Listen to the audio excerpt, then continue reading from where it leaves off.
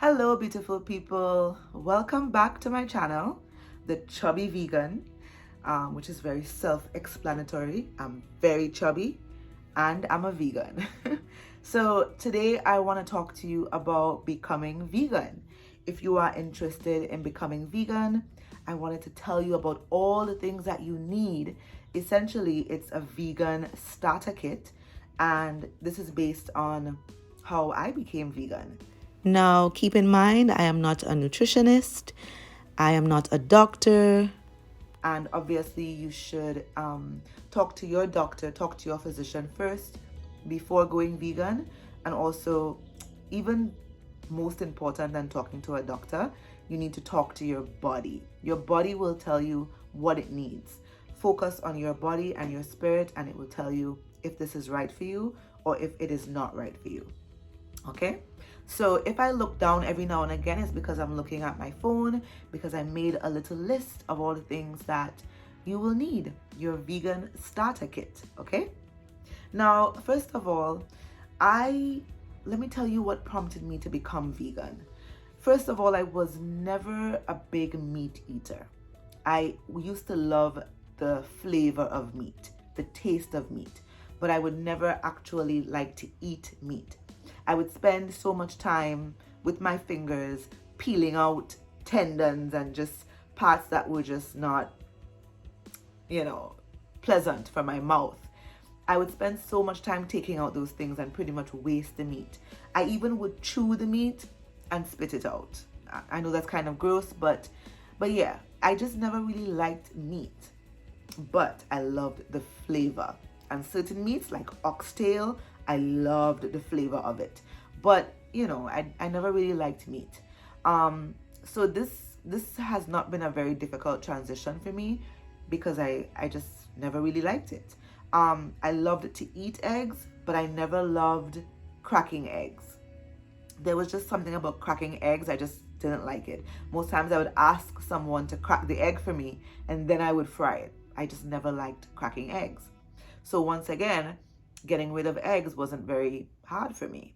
In terms of milk, whenever I would have milk, I would notice, flatulence and, an upset stomach. I noticed that whenever I had milk, I didn't feel very good. So once again, getting rid of milk was not very hard for me. That's why I was saying to you that it's so important to listen to your body. Your body will tell you what you need and what you don't need. All right. So now the major thing, those were just little things that I was kind of ignoring. Because, as humans, we tend to ignore what the spirit is telling us, right? It's easy for us to just be like, oh, I'll ignore that and just have some chicken, So I ignored it for a while. But what made me truly pay attention was developing adult eczema. And adult eczema is pretty worse than childhood eczema. Childhood eczema, at some point it will go away, but adult eczema is pretty severe. So I had adult eczema, and I don't know if you've noticed by now, I have these dark spots on my hands, which is like a typical symptom of eczema. I also have some spots right here. I have spots on my legs, and I grew up having extremely smooth skin. And at first it was difficult having to deal with, rough patches on my skin. However, I have life and I pretty quickly got over the physical. The fact that I'm still alive and I'm still able to, feed my body, I'm still able to function. I am very thankful. I don't have a broken limb. All I have is some patches on my skin. So I can deal with that. Pretty quickly I got over it. But the eczema is what really prompted me to become vegan. And although I still have eczema after a year of being vegan, I feel a whole lot better inside. I feel a whole lot better spiritually. I feel a whole lot better physically. And although I still have flare-ups, it's not as intense, and I'm okay with that, And it's not like I'm looking for a miracle by becoming vegan. I wasn't looking for a miracle, but I realized if I had certain things, if I had cheese, I would flare up more. So yeah, certain things, especially dairy products, would cause me to flare up. So I had to figure out what was right for me, and becoming vegan was right for me across the board. Okay, so let's finally get started on this vegan starter kit. All right. So the first thing that I want to tell you about is oil. Oils are needed for a vegan, especially if you're trying to maintain weight. If you have a good weight and you don't want to lose weight, you don't want to look gaunt and pulled, then oils are very important, because oils are healthy fats. And it's a particular oil, not vegetable oil, not canola oil. Olive oil and coconut oil are two places where you can get your healthy fats. Also, grapeseed oil, almond oil, those oils are very good. Any oil other than canola and vegetable oil, those are very good for you. And when you cook with them, you massage your veggies with them, because that's where you're going to get your healthy fats. All right. So oils, healthy oils, it's a good thing to have as a vegan, right? And I recommend coconut oil, olive oil, sesame oil is a very good one as well. Grapeseed oil. Those are the oils I recommend. All right. You don't have to have all of them. You can just pick one. Okay. But having an oil is very important for your healthy fats. The other thing that you will need is something that if you really like meaty textures and you feel like you're going to miss meat, then I'm going to tell you about my 3 meat substitutes as a vegan. The first one is plantain. Plantain has a very meaty texture, and if you season your plantain the same way you will season meat, the plantain will take on that meaty taste. All right, so you would put green seasoning on your meat, you would put dry seasonings on your meat to give your meat that meaty flavor, right? So you're just gonna do that with the plantains, and the plantain will taste like meat as well. Okay, another vegetable that I use as a meat substitute is mushrooms as well. If you season mushrooms and flavor them just right, it will taste like meat and it will have that meaty texture in your mouth. And the third vegetable that I use as a meat substitute is eggplant or melangen. Melangen as well, you season it to perfection and it tastes and it has the flavor, it has the texture just like meat. So those 3 vegetables are very important if you want a meaty flavor and meaty texture. Plantains, eggplants, or mushrooms. All right? Okay, another thing you will need is a plant-based milk. Plant-based milk, almond milk, cashew milk, oat milk, all of these milks are very good substitutes for cow's milk or goat's milk. You can make your own milk, or you can purchase milk from the store. I don't really like the idea of purchasing milk from the store, and to be honest, as a vegan, at first, I started with boxed almond milk, and I quickly got turned off from that. I don't like boxed milk. Then I went on to bottled almond milk, and it's good, but there are still additives in there that I don't know what they are, and I don't like eating something that I just don't know what it is. Now, obviously, you can't get away from all these extra additives. You can't get away from all of them, but for the ones that you can, why not, right? So I choose to make my own plant-based milk, but you can buy your plant-based milk at the store. So like I said, almond milk, cashew milk, oat milk, those are really good plant-based milk substitutes. All right, so far we've gone through oils, we've gone through meaty veg, and we've gone through plant-based milk. Okay, another thing that you need as a vegan is nuts. Once you don't have a nut allergy, you get proteins from nuts. You can use walnuts as a meat substitute. You can use pecans as a meat substitute. You can use cashews as a cheese substitute. All right, so your nuts and your seeds, your pumpkin seeds, your sunflower seeds, they are all very important. So you need to have lots of nuts in your household. All right, so nuts. Another thing that you will need is the grain quinoa. Quinoa is a very healthy grain, and it's way better than having rice. Brown rice is good. Rice is good, but substituting your rice every now and again for a grain like quinoa is even better. All right, either the plain quinoa or the red quinoa. All right, now we're going to talk about soy sauce. Soy sauce is, I don't know, as a vegan, for me, soy sauce just makes everything pop. However, soy sauce is very salty. So, liquid aminos, that's a very good way to go if you want that salty soy sauce taste, but you don't want too much salt in your diet. So either soy sauce or liquid aminos is a very good thing to have in your house as a vegan. It makes your meals pop. Another thing that you're going to absolutely need as a vegan is beans and peas. Now, beans, they make you gassy, so I don't suggest overdoing beans, but beans are a staple as a vegan, right? So your red beans, your chana or chickpeas, those are very important as a vegan. You can use chana to substitute a lot of things as a vegan. So those beans are really, really important. Your lentils and your split peas, beans, they are all very important as a vegan. All right. Also, another thing you would need is oats. Oats are very healthy, and you can use oats to make your granola. You also use oats to make bean patties. Oats come in really handy also to make your oat milk. Oats are very affordable and they come in very handy. Your rolled oats. We're not talking about quick oats here. Rolled oats or steel cut oats.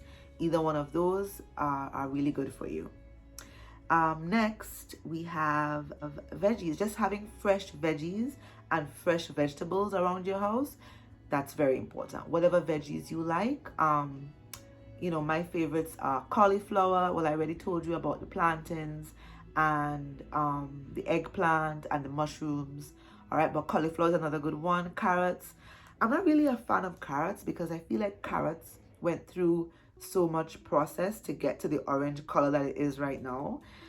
I'm not really a fan of carrots, but carrots are good, right? Tomatoes, onions, garlic, things like garlic and ginger, those are very important as a vegan because those are medicinal. All right, so onions, garlic, ginger, have those around your house all the time, not just because of the flavor, but also because it's like medicine for your body. All right, so yeah, those things are really important as a vegan. And I know this may sound like a long list, but once you put it down to paper and you actually go to the grocery and get these things, you realize that it's not that different from what you would normally buy. You would normally get these things, and the only thing is that you're cutting out meat, and you would see how much money you're going to save from cutting out sausage, cutting out meat, cutting out canned foods. You're going to save a lot of money. Another really important thing to have in your house is nut butter. Whether it be peanut butter, almond butter, cashew butter, all of these butters, they are healthy fats, and it's just something quick to whip up when you're just hungry. The only thing is that, once again, I'm not into packaged peanut butter.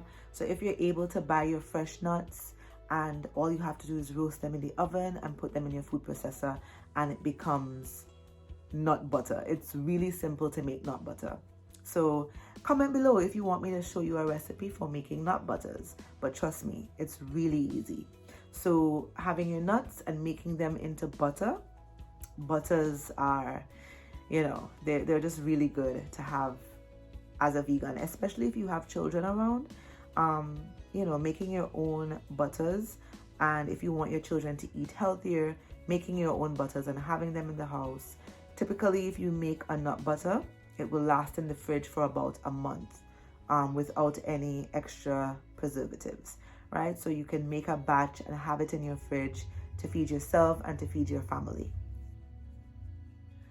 Another thing that's really important to have in your house as a vegan is spices, and not just spices for flavor, but medicinal spices. So your cinnamon, your turmeric, and I'm pretty sure you can go online and look up spices that have medicinal value. All right. So of course, I love the Cajun seasoning, and having those seasonings are good. Those spices are good in terms of flavor, but it's important to look up spices that can also heal your body. All right. So like I said, turmeric is a big one for me. Your black pepper and your cinnamon, just your nutmeg, all of these spices, they have healing properties. All right. So spices are very important as a vegan. Another thing that is very important to have around the house as a vegan is fresh fruits and frozen fruits. And when I say frozen fruits, I don't mean those that are pre-packaged in the freezer at the grocery. I mean you taking the time to allow fruits to ripen and then peel them and put them in the freezer. All right, frozen bananas, they come in handy when you have a sweet tooth. You can just put that in the blender and you can either make a smoothie or you can make vegan ice cream with frozen banana. So frozen banana is a top #1 thing for me in terms of frozen fruits. Frozen mangoes, frozen pawpaw, and having these things both fresh and frozen, it helps with when you have a sweet tooth. All right, and we're all human, we all have sweet tooth, but we don't want to allow the sweet tooth to cause us to go buy things at the store that's just, not going to be good for us. So having these things at home and frozen, they come in handy. All right, and I love the idea of, eating based on the season. So, in the Caribbean, if you are from the Caribbean, you know that we have mango season and we have avocado season. And eating based on the season, it helps us to not overdo, because obviously eating too much mango, it's going to have an effect. That's too much sweet. Too much avocado is too much fats. So eating based on the seasons, I think it's a good thing. When it's guava season, sapodilla season, then you shift the fruits that you eat based on the seasons. And living in the Caribbean, that's a gift that we have. Whereas if we lived abroad, we would have to just always be importing goods and eating it, based on the import. But once we're not in avocado season, I try very hard not to purchase imported avocados. I prefer to eat based on our seasons right here in the Caribbean. So that's something that maybe you would want to employ, just eating your fruits and veggies based on the harvesting, based on the seasons. All right, so just a few more things. Another thing you may need are dried fruit. Cranberries, dried mango, dried pineapple, dried fruit. They give a little pop to your meals as well, especially your breakfast meals. And if you're making your own granola at home, those things come in handy. So they're not a must, but they're a good additive. All right. And last but not least, there are other things that you can get, as a vegan, but this is just a starter kit. All right. I don't want to pile everything on you all at once. So that's it for now. But the final thing I want to tell you about is supplements. Supplements are important as a vegan, and there's one supplement in particular that you definitely need, which is B12, vitamin B12. When you are eating as a vegan, sometimes it's easy for you to have a deficiency in your Bs. So having a supplement, the B12 supplement, it would help with that deficiency. I think as time goes on, and you figure out how to eat, then you would get enough vitamin B. But most times when you first start out, your vitamin B is deplenished. So, just having supplements in general is good for you. All right. So I have my tonic. I have echinacea a lot to help boost my immune system. I have a lot of vitamin D because vitamin D also boosts your immune system. And because of COVID-19, we've been indoors a lot. We haven't been outdoors where we would get that natural vitamin D. So because we're indoors so much, I take supplement vitamin D. All right. But we live in the Caribbean, so we get lots of natural vitamin D. But for now, since we're indoors, I take my vitamin D. I take vitamin B12. I take echinacea. I take vitamin C, and yeah. Oh, and there's one more thing. Seamoss. If you're not a lover of Seamoss, train your body to love it, because Seamoss gives you all the vitamins that you need. All. You will not even need to take supplements if you drink Seamoss. So Seamoss should be on the top of your list, and I hope you love the taste of Seamoss. I hope you do. If not, train your body. Seamoss is good for you. So one more thing I would like to add is that if you are switching to being a vegan, not to be too hard on yourself. So if one day, your parents or your friends or your husband makes a really nice fish broth, it's okay to have a little bit of it, If your mom or your friends or your dad, someone who's close to you, someone who makes their food with love, if that person makes a soup with the cow marrow in the soup, have a little bit of it. So essentially I'm saying, if someone makes food out of love, someone that's in your family, don't be too hard on yourself. Have a little bit of it, especially if it's a broth or a soup. Obviously I'm not saying to hold on to a cow heel and eat the gristle. That's not what I'm saying. But what I am saying, if something is made with the fish broth or made with the cow broth, it's okay, especially if it was made with love. I don't like the idea of just going out there and buying a bowl of soup with cow marrow in there and cow heel in there and eating it. But if your family, especially if your mother makes food with love, the best ingredient is love. And even if it has animal products in there, have a little bit of it. So don't be too, for lack of a better term, don't be too anal about it, So just don't be too hard on yourself. And especially how we live in the Caribbean, for those of you watching who live in the Caribbean with me, when a fisherman goes out to sea here, that they are bringing back real fish. And that our cows here, most likely they will grass fed, So if it has already been slaughtered for the purpose of feeding a community, and your mother uses that to make a meal, or your dad or your uncle or whoever is close to you, your husband, your wife, and they use that to make a meal, don't let it go to waste, just bless it and have some of the broth. It's okay. It's okay, So I think that's a major thing. As much as you're a vegan, do not be too hard on yourself, because if something is made with love for you, especially by a parent, you should not reject it. Okay?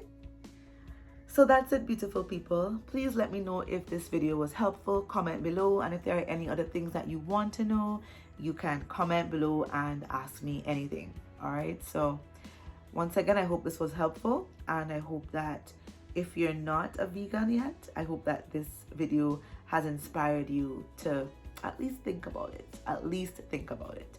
And you can start off slow, and you can say, okay, 1 day per week, I'm going to eat vegan. Just do that, and you may see a difference and decide to extend your days. Okay, I'll be 3 days vegan. I'll be 4 days vegan. And before you know it, you'll just be a full-on vegan. All right, so if you want to introduce it slowly, that's a good thing. All right, so bye, beautiful people.